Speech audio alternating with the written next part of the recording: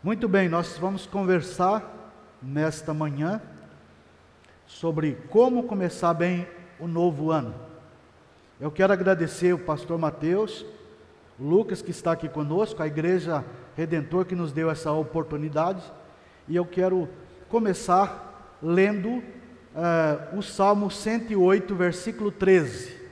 Diz assim: em Deus faremos proezas, porque Ele mesmo calça aos pés os nossos adversários. Eu quero ficar com essa primeira parte. Em Deus faremos proezas. Como esperar um novo e abençoado ano? Em Deus faremos proezas.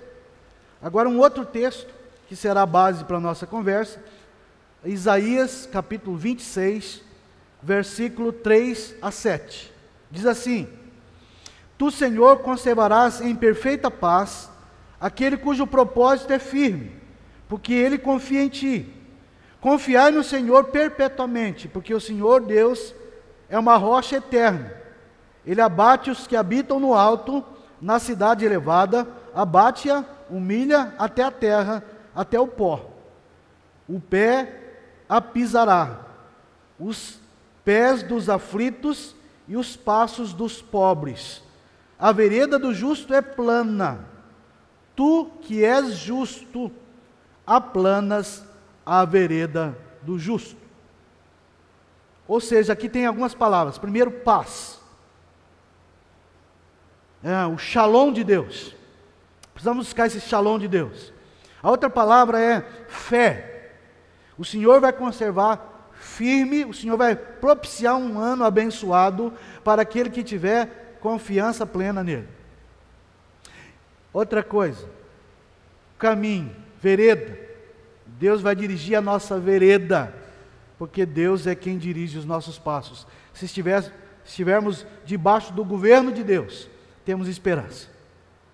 Vamos orar? Deus, obrigado por esta oportunidade de falar do Teu nome, de refletir sobre a Tua palavra, de buscar os Teus caminhos, as Tuas orientações para o nosso caminhar. Por favor, ilumina a nossa mente, abençoe a igreja que está assistindo a gente online, abençoe as nossas vidas, sobretudo abençoe o relacionamento nosso contigo, para que possamos de fato e de verdade experimentar uma intensa comunhão com o Senhor, e isso vai propiciar, isso vai habilitar a nossa caminhada nesse final de ano e também no início desse ano que está por vir.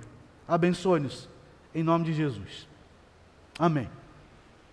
Alguém podia dizer, depois de tanta crise, depois de tanta luta, depois de tanta dificuldade no ano de 2020, é possível esperar um ano novo diferente?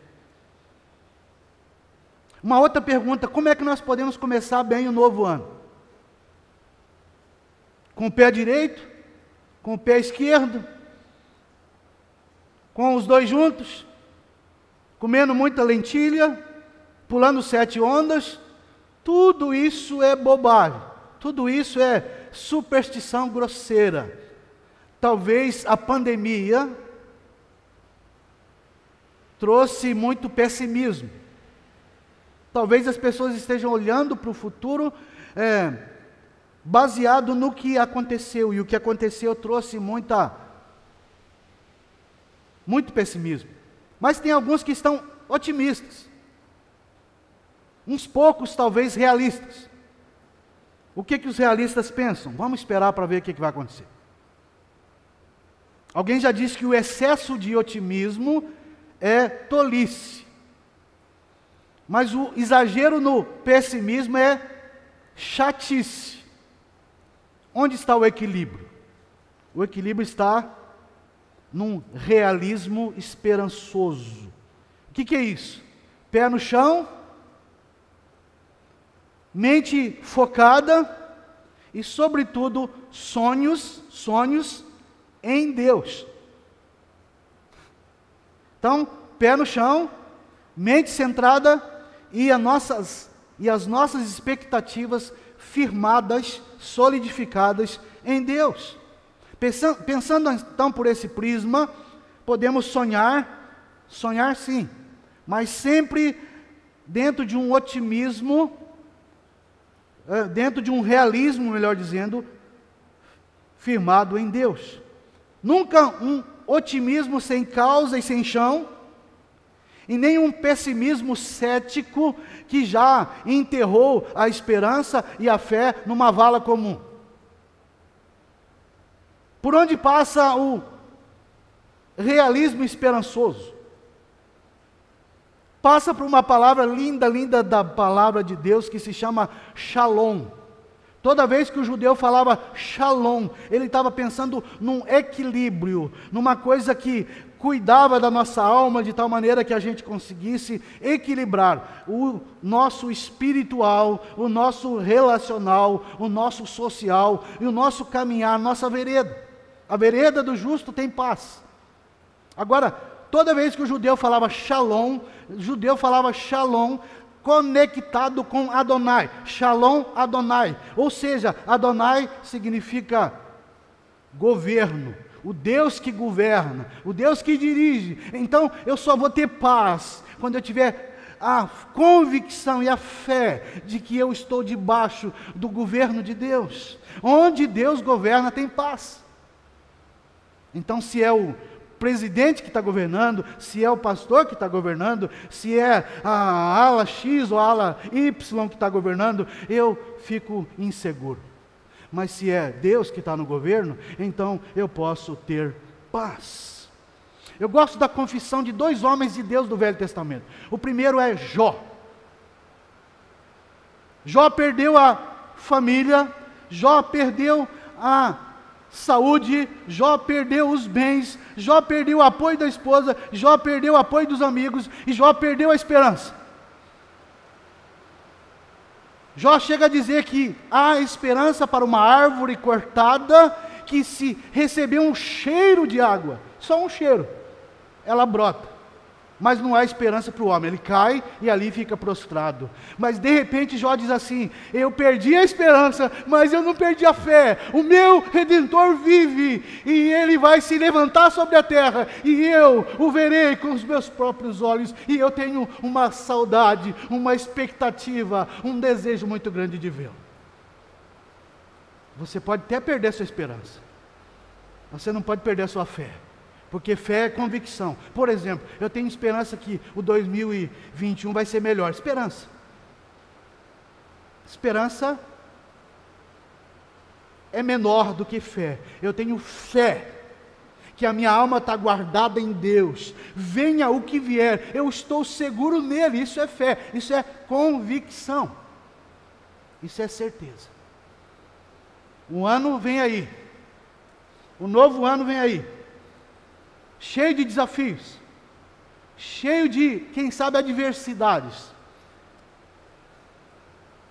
E o novo sempre traz apreensão. O novo sempre é uma incógnita. Não há como fugir da realidade. O que dá para fazer é encará-la. Encará-la com fé, com o coração cheio de sonhos em Deus. A pergunta desta manhã não é: vamos começar o ano? Não. O ano vai começar, independentemente de eu querer ou não. A grande questão é: como começar bem? Essa é a pergunta. Eu quero falar 4 coisas aqui, como começar bem o ano. 4 atitudes que eu devo tomar para que o ano realmente seja bom, pelo menos para o meu coração. Porque se meu coração estiver em paz, no Shalom de Deus, no Shalom Adonai, então eu vou conseguir caminhar. A vereda do justo é plana, porque o Senhor aplana a sua vereda. Dependência de Deus. Portanto, a primeira coisa para que eu comece o ano bem, a primeira atitude é com motivação. Eu preciso começar o ano bem com motivação. Alguém já disse que motivação, entusiasmo tem Deus no meio. A palavra grega para entusiasmo, theos, está no meio. Deus está no meio. Se tem Deus no meio, eu posso ter entusiasmo. Aliás, o meu entusiasmo bom, verdadeiro, substancial, duradouro, tem que ter Deus. Então eu preciso começar com motivação. E a palavra de Deus se abre para mim lá em Romanos capítulo 11. Romanos 11. E diz assim. Romanos 11. Versículo 33. Olha só que texto lindo. Romanos 11, 33. Ó, profundidade da riqueza, tanto da sabedoria como do conhecimento de Deus. Quão insondáveis são os seus juízos e quão inescrutáveis os seus caminhos. Quem, pois, conheceu a mente do Senhor? Ou quem foi o seu conselheiro? Ou quem primeiro deu a ele para que depois venha a ser restituído? Porque dele, por meio dele e para ele são todas as coisas. A ele, pois, a glória eternamente. Amém? Porque dele, por meio dele e para ele são todas as coisas. A ele, pois, a glória eternamente. Amém. A minha principal motivação está em Deus. Portanto, se as circunstâncias não te estimulam a ter uma esperança renovada, se tudo ao redor conspirar contra você, erga os teus olhos, comece nele, por ele e para ele. Você se lembra da apreensão que o povo de Israel teve quando chegou diante do Mar Vermelho? Os inimigos na retaguarda, montanhas escarpadas dos lados, o mar na frente. O que fazer? Virar-se e entregar-se ao inimigo, correr para as laterais ou pular no mar? Sabe o que Moisés fazia enquanto o povo murmurava? Moisés tinha fé. E a fé que Moisés tinha era baseada na palavra de Deus, não era um sentimento, era uma convicção de que Deus, o Deus que falou que ia levar esse povo para a terra prometida, esse Deus ia cumprir. Deus sempre cumpre a sua palavra. Então Deus fala para Moisés: não fica aí parado, não fica aí escutando a murmuração do povo, olha para mim, olha para cima e avance. 2021 tem que ser um ano de avanço no reino de Deus. Olhe para Deus, concentre-se em Deus, dependa de Deus, motive-se em Deus e caminhe para Deus. Esse é o desafio para o meu coração. Às vezes nós perdemos o ânimo porque a gente coloca os nossos olhos e a nossa motivação na coisa errada. Deus tem que ser o maior motivo da nossa vivência e do nosso serviço cristão. Não é nem o meu prazer momentâneo e não é nem o meu prazer futuro que deve ser a motivação da minha vida, mas é Deus. Jesus diz assim para os discípulos: buscai, pois, em primeiro lugar o seu reino e a sua justiça, e todas essas coisas vos serão acrescentadas. Que coisa é essa que nos preocupa? Que eu vou vestir o ano que vem? Como que eu vou comer o ano que vem? Como que eu vou trabalhar o ano que vem? Como que eu vou viver o ano que vem? Tudo isso Deus vai cuidar se a gente colocar o reino dele, a pessoa dele em primeiro lugar. O discípulo deve servir ao Senhor pelo prazer de servir a Deus, muito mais do que pelo prazer momentâneo ou até pelo prazer eterno.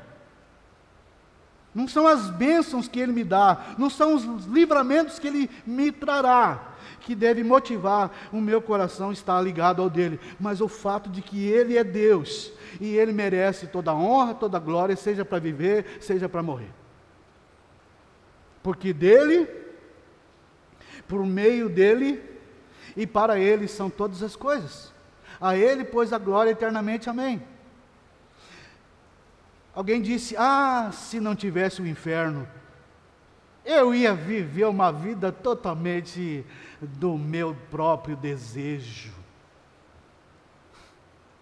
Aí o Billy Graham disse assim: se não tivesse inferno, mesmo assim eu ia viver para Deus, porque é muito bom servir a Deus e viver nele. Esse era crente. Você não precisa ter medo do inferno para servir a Deus. Você só tem que ter alegria, prazer e amor por Deus. O próprio Deus é suficiente. Por isso, nem o sucesso espiritual, estou falando de sucesso espiritual, tenho muitos sucessos, nem o sucesso espiritual, nem tampouco as nossas celebrações cristãs, deve nos fazer consumidores de religião. Deus tem que ser o foco central das nossas vidas, porque se Ele não for, é melhor fracassar.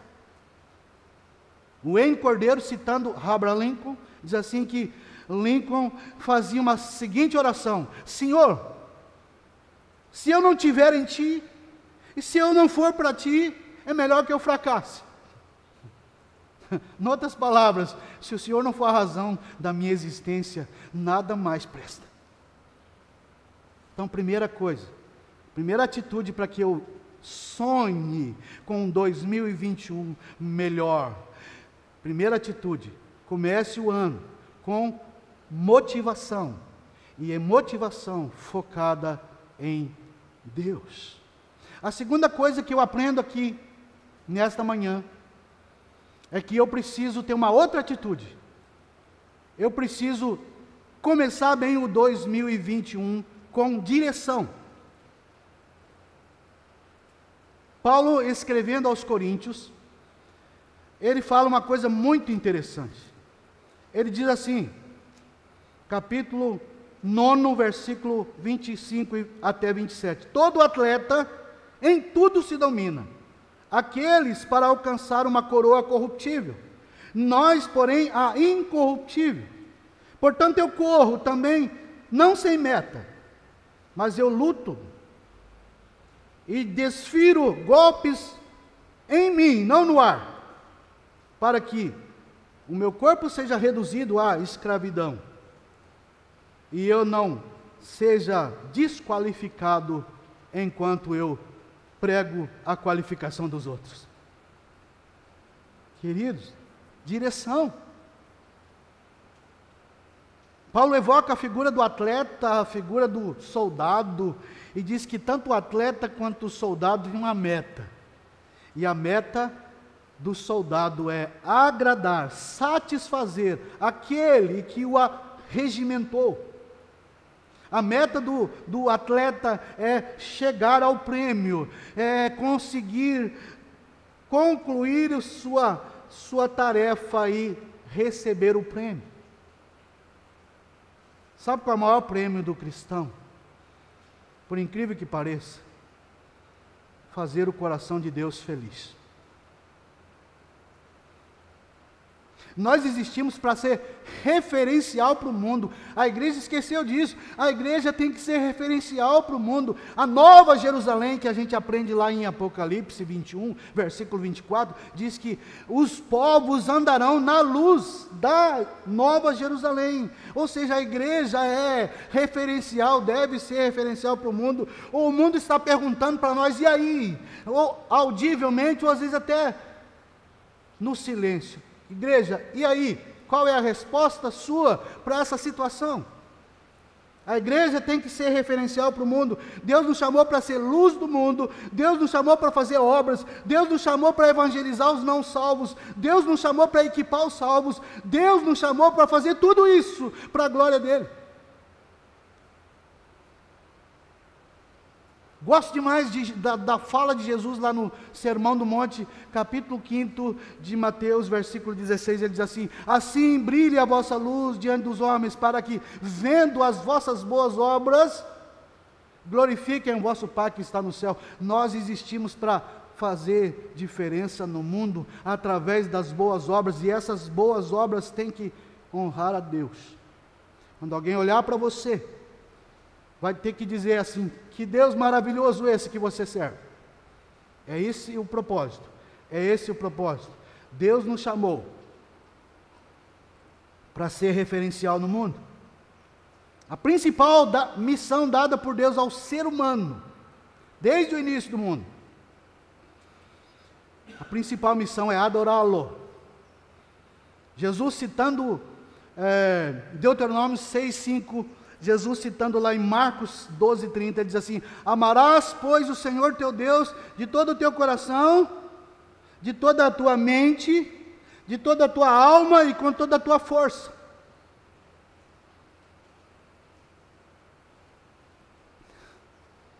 Sabe por que tem que evangelizar? Porque o povo parou de adorar. Então a melhor evangelização não é dizer para as pessoas: Jesus te ama, Jesus vai te dar um carro novo, Jesus vai te abençoar, Jesus vai proteger você do Covid. A melhor evangelização é: venham e ajoelhem diante do Rei dos Reis, Senhor dos Senhores, para que você tenha uma vida transformada já e garanta a sua vida eterna. Porque Ele é o Rei dos Reis. Para eu viver, ou para eu morrer, para eu ter saúde, ou para eu ser doente, o meu papel é adorar ao Senhor. Esquecemos disso. E às vezes evangelizamos oferecendo um evangelhozinho, água de açúcar, que não cura ninguém, todo mundo continua doente espiritualmente, porque o evangelho é: venham e se curvem diante do Senhor. Porque vocês esqueceram que a missão de vocês é adorar. Nós temos que adorar. Tem um ditado antigo na minha terra que diz assim: quem não sabe onde quer chegar, não chega a nenhum lugar. Portanto, nós somos de direção. E a melhor direção na vida do cristão ainda é, a primeira delas, olhar para cima. Então, em 2020, antes de você olhar para as dificuldades, pelos desafios que nos vêm à frente, olhe para Deus. Eu gosto de Miqueias capítulo 7, quando eu leio Miqueias 7, eu tenho a sensação que estou lendo um jornal da cidade. Fala dos corruptos, fala dos juízes que se vendem por propina, fala de pais brigando com filhos, fala de gente armando cilada para pegar o seu irmão na rede. É tudo que a gente vê hoje. Mas Miqueias fala o seguinte, ele termina o parágrafo que ele vai falar sobre isso, capítulo 7 de Miqueias, versículo 7, ele diz: eu, todavia, olharei para o Senhor, esperarei no Deus da minha salvação, e o meu Deus me ouvirá. Precisamos começar o novo ano com direção, e a melhor direção é olhar para Deus. Hebreus capítulo 12, versículo 2 diz assim: olhando firmemente para Jesus, que é o autor e o consumador da nossa fé. Eu gosto de Josafá. Jerusalém está cercada, moabitas e amonitas vêm sobre Jerusalém, Jerusalém está presa ali dentro dos seus muros.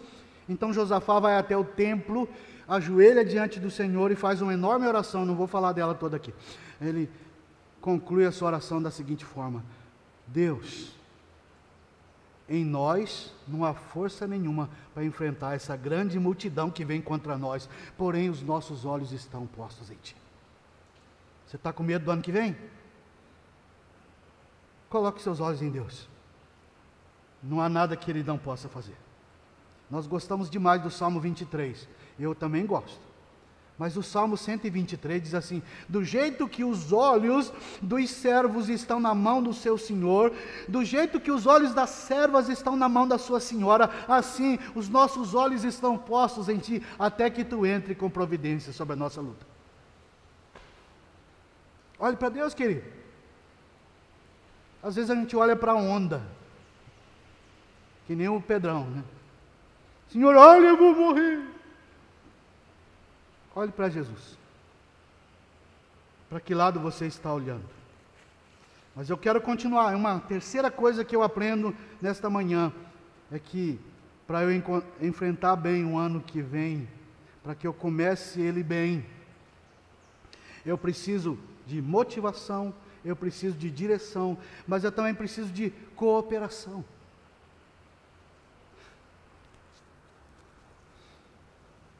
Olha aqui que Paulo fala aos Filipenses, capítulo 1, versículo 3 em diante: dou graças ao meu Deus por tudo que recordo de vós, fazendo sempre com alegria, com súplicas, em todo o tempo nas minhas orações, pela vossa cooperação no Evangelho, desde o primeiro dia. Estou plenamente certo de que aquele que começou a boa obra em vós há de completá-la até o dia de Cristo. Olha só que parceria linda! O plantador de igreja, os irmãos cooperadores e a supervisão maravilhosa do Espírito Santo. Queridos, desculpa ser chato, mas essa pandemia está dizendo que é para a gente ficar desagregado, que é para a gente ficar espalhado. A Bíblia diz que é para você ficar ajuntado. Aonde que Deus ordena a bênção? Vou falar isso no dia da ceia. Onde o Senhor ordena a bênção? Onde tem união. E essa união linda, o Espírito Santo vai continuar a boa obra, diz o texto, onde há um foco correto. Todos nós estamos correndo para o mesmo lugar, agradar a Deus. Se estamos correndo para agradar a Deus e para abençoar os circunstantes, o Espírito Santo vai abençoar a obra da nossa mão. Cooperação, é a questão. Como começar bem o novo ano? Com cooperação. E a definição mais legal que eu já encontrei até hoje sobre cooperação é a valorização da mão de obra de todos, sem anular a capacidade exclusiva de cada um. Gosto disso. Seja uma igreja cheia de dons, é uma igreja onde cada um traz o seu para completar. Sabe a diferença do crente guardanapo e do crente avental? O crente guardanapo senta na mesa, come, limpa a boca e sai reclamando. O crente guardanapo é uma tristeza. Mas o crente avental, ele põe o aventalzinho assim e fala assim: o que eu posso fazer para ajudar? Eu estou vendo algumas dificuldades aqui, mas eu não quero sair por aí falando das dificuldades da igreja. Eu quero ajudar para as coisas melhorarem. Cooperação, querido. J. Allen Patterson, um autor norte-americano de um livro chamado O Mito da Grama Mais Verde, ele fala muito sobre família, mas dá para aplicar aqui. Ele diz assim que a criança senta na mesa, põe o seu babador e espera ser servida. Algumas delas ficam falando assim: dá. O crente crianção fica só esperando ser servido. Ao passo que o crente que está num processo de amadurecimento, ele se coloca à disposição para servir. Se a gente quiser um ano abençoado em 2021, nós precisamos cooperar. E cooperar significa operar junto. Uma igreja que cresce para a glória de Deus, lida bem com essa questão da cooperação. Somos um corpo e que os dons são exercitados no intuito de glorificar a Deus e abençoar o irmão. Vamos fazer um trocadilho aqui. Onésimo, Lucas, onésimo significa útil. Certo? Eu espero poder sê-lo. Então, se onésimo significa útil, a igreja não tem só um onésimo, a igreja deveria ter muitos onésimos.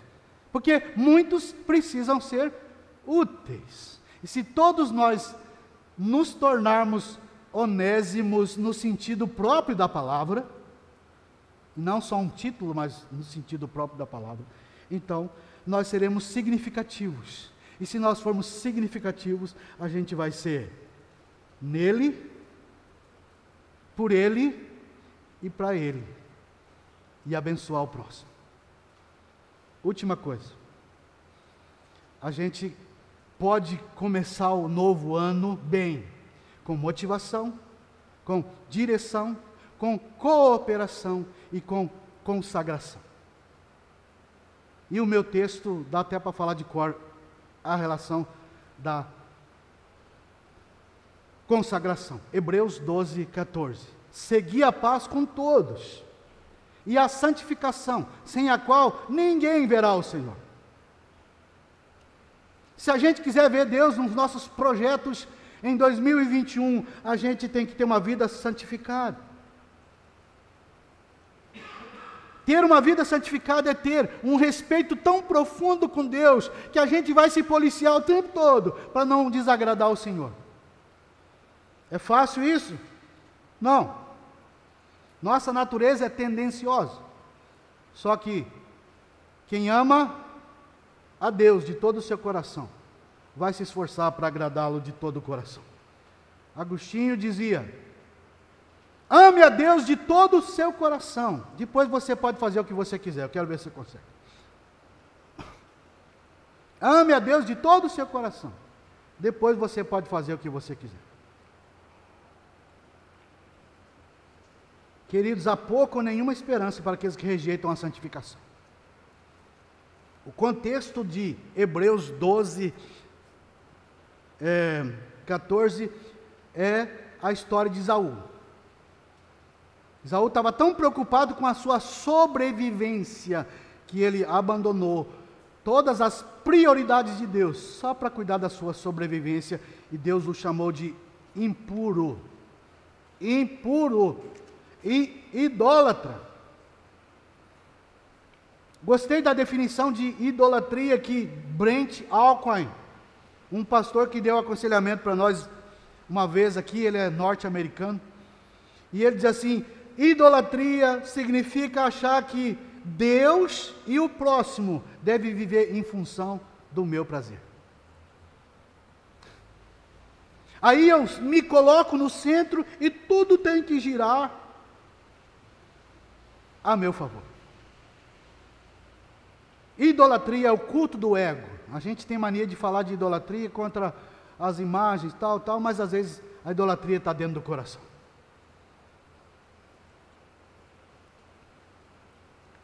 Como nos livrar da idolatria? Maria, irmã de Lázaro, nos dá um grande exemplo. O carro dela, ela deu para Jesus. Ou melhor, ela tinha um vaso de alabastro que custava 300 denários, 300 dias de trabalho braçal, um ano de trabalho. E ela quebrou aquele vaso e derramou sobre Jesus, ungindo Jesus. E quando ela faz isso, ela provoca uma contorção geral da parte dos opositores. O líder dos opositores ali, o líder da oposição ali, se chamava Judas, que usava o pobre, mas para o seu próprio interesse. Mas o maior problema de Judas não é nem o pobre e nem o dinheiro. O maior problema de Judas é que Maria estava dando o que ela tinha de melhor a Jesus. Ele ficou com ciúme.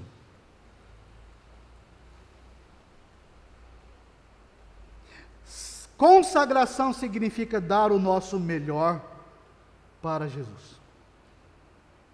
Então, eu louvo aqui na frente, eu conduzo o louvor, eu prego aqui na frente, eu conduzo a igreja em serviço ao meu próximo, mas sobretudo em adoração ao meu Deus. Essa é a minha liturgia, esse é o meu serviço que eu presto a Deus. Deus tem que ser o centro de todas as minhas devoções. Isso se chama consagração. Isso me faz lembrar uma história para a gente concluir. Quando Moisés chega diante de Faraó e diz assim: deixa meu povo ir para prestar cultos a Deus no deserto. Faraó diz assim: pode ir, vai só ali, não vai caminho de 3 dias não, não distancia muito de mim não. Caminho de 3 dias significa sair debaixo da jurisdição de Faraó. Não vai muito longe, não. Aí vem pragas e mais pragas, e fala: tudo bem, vai, mas vai só vocês. Não leva as crianças, não. Pragas e mais pragas, então vai, leva as crianças, mas não leva os bens, não. Deus manda mais pragas, vai. Eu gosto da última fala de Moisés, depois não apareceu mais na presença do faraó. Vai ter que ir os nossos velhos, vai ter que ir os nossos jovens, vai ter que ir nossas crianças, vai ter que ir os nossos bens, nem uma unha ficará. Ou seja, se a nossa vida realmente quer ser uma vida que honra a Deus em 2021, a gente tem que consagrar inteiramente ao Senhor, porque o faraó moderno está dizendo, deixa as crianças em casa. Não dê muito dinheiro para o reino, não. O dinheiro você tem que usar para outra coisa. Não consagre plenamente, mais ou menos. Pode ficar um pezinho no mundo e um pezinho na igreja, que vai dar tudo certo no fim. Consagração significa integral. Todo o meu coração nas mãos do Senhor. Todo. Se o meu coração estiver na mão do Senhor, minha família vai estar na mão do Senhor, meu ministério vai estar na mão do Senhor, meus bens vão estar na mão do Senhor, tudo que tenho e sou será do Senhor. E se for do Senhor, o Senhor me abençoará certamente no ano que está se aproximando. Uma igreja que entendeu que a sua missão é ser um referencial no mundo, não pode andar na agenda do mundo, tem que andar na agenda de Deus. E aqui Deus já mandou a Constituição. E tem uma porção de legisladores pisando na Constituição. Se pisar na Constituição, o país vai afundar. A vida vai afundar. A família vai afundar. O ministério vai afundar. Portanto, motivação. Deus tem que ser o centro da nossa busca. Para a gente ter um ano bom. Já viu quando o pessoal fala, tenha um ano bom, né? A gente às vezes fala isso meio naturalmente, sem reflexão. Para ter um ano bom, preciso ter motivação, preciso ter planejamento, direção, onde eu quero chegar. Preciso ter cooperação. Pastor Mateus não consegue trabalhar sozinho, a igreja tem que estar junto com ele. Pastor Onésimo não consegue trabalhar sozinho, nenhum líder consegue trabalhar sozinho. Há que se ter cooperação. E, sobretudo, há que tudo ser com um laço vermelho. Podia ser outra cor, né? Um laço vermelho amarrado em tudo que consagração. Se a gente for consagrado, santificado, dedicado totalmente ao Senhor, tudo que lançarmos a mão a fazer dará certo, porque a gente vai fazer o certo, a gente vai orar certo, a gente vai buscar o certo, a gente vai ter atitudes corretas e, consequentemente, vai dar certo. Eu sonho com 2021 diferente. Não sem problemas, porque quanto mais próximo da volta de Jesus, mais problemas nós teremos. Agora, ter problema é uma coisa, ser o problema é outra. Eu não quero ser o problema. Por isso eu quero consagrar a minha vida, para que Deus me use e faça de mim e dos meus irmãos uma bênção. Que Deus nos abençoe. Amém? Pai, obrigado, Senhor. Obrigado porque o Senhor nos dá a oportunidade de refletir na Tua palavra. Ela é viva e eficaz para trabalhar o nosso coração. Por favor, não deixe que isso aqui seja um discurso teológico, bem fundado na palavra, mas sem nenhuma prática. Em nome de Jesus, livra-nos de sermos ouvintes, apenas ouvintes, mas que sejamos praticantes da Tua palavra, para que Tua glória resplandeça no nosso rosto e a gente seja significativo para o contexto onde o Senhor nos plantou. Muito obrigado por essa igreja, muito obrigado pela sua existência aqui, pela sua influência aqui. Continue usando a vida do pastor Mateus, a liderança que está junto com ele e a igreja toda, para fazer diferença nesse contexto que o Senhor nos plantou, em nome de Jesus. Amém.